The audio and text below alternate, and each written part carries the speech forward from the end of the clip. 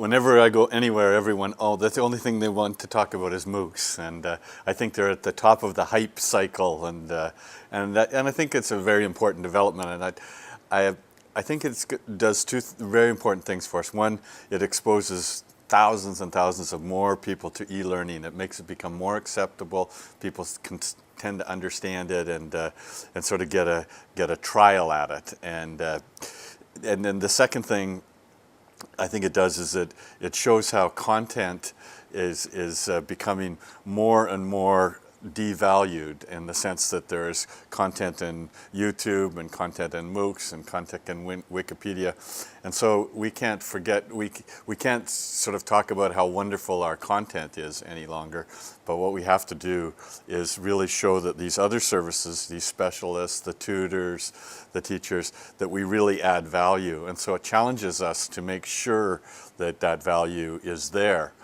But I think we also have to recognize that not all learners want to have that kind of a model, that the MOOCs give them an opportunity to do different kinds of learning. So as a public institution, we get money from the government. I think we have to give knowledge out in MOOCs for free too. But I think that the sort of the real value-added product is our full courses, and let's make sure they are really added value to the students.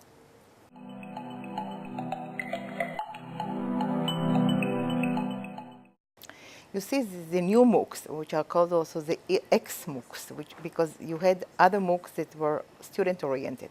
But the modern MOOCs of the last year, they are a new buzzword in the world of higher education. They were offered mainly by leading universities in the United States and joined by other universities. I believe that they can be a wonderful resource for mainly professors, graduate students, sometimes also maybe professionals and undergraduate students. In very few cases, they will be able to substitute maybe some of the courses if they get credentials, but there is no way that they can substitute a whole degree program, mainly at the undergraduate level, because you need, people do not distinguish mainly between access to information, which is abundant, to the construction of knowledge. And construction of knowledge throughout history was always done by an expert, by a teacher, by somebody that knows. It's impossible to study without this guidance. So in a way, it's a resource, you can use them. If you have wonderful professors like Daphna Koller and Professor Ng from Stanford University, and you can use them as a resource in your information technologies and computer science classes, wonderful. But it's not the way to teach students and guide them individually, not only by open universities, but also by campus-based universities. And the fact is that these universities that offered it are not acknowledging these courses for credits. So if you want to gain a credit at Harvard or Stanford, you still need to be in a class in order to get a credit.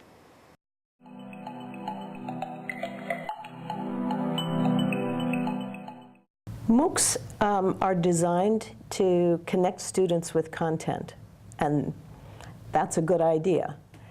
I think that in UOC, the key focus is on building relationships, and that's also important. So it seems to me there's a balance between connecting students with content and connecting them with people.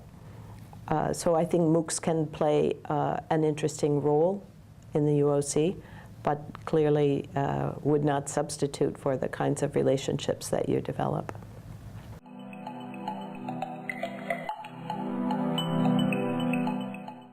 I cannot forecast the future of MOOCs, certainly. I personally welcome anybody's participation in any piece of learning or progression that is people taking advantage of MOOCs availability. My guess is that MOOCs are part of the online market and will have a niche. Some people prefer low-cost access to content, others value good human interaction. Good human interaction will always have a role in defining a good education. At a world scale, education is vital. Online education is vital, simply because there aren't enough bricks and mortar universities to satisfy the demand for higher education in the emerging economies.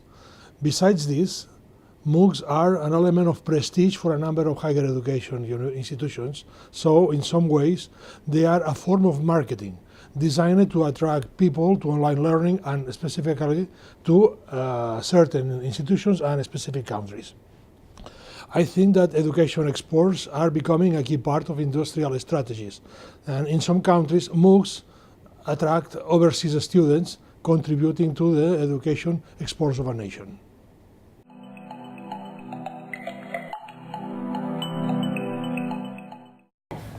MOOCs are massive online courses, I believe.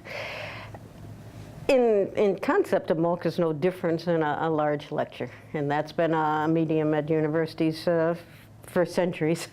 A large lecture where, in fact, students listen to what hopefully is a good instructor. Yes, a MOOC makes the availability of this broader, which is good.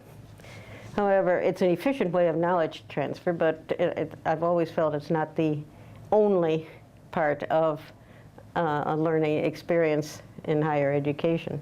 It should be part of a blend. It can be an efficient way for some content transfer, but the real learning comes from the learning activities and processes that people do with that content to apply it to their own situations. So I have no I feel there's good use of a MOOC model, same as a textbook, a resource, but not for an entire learning experience. It's a resource that you can use to support learning activities in a much more engaging way.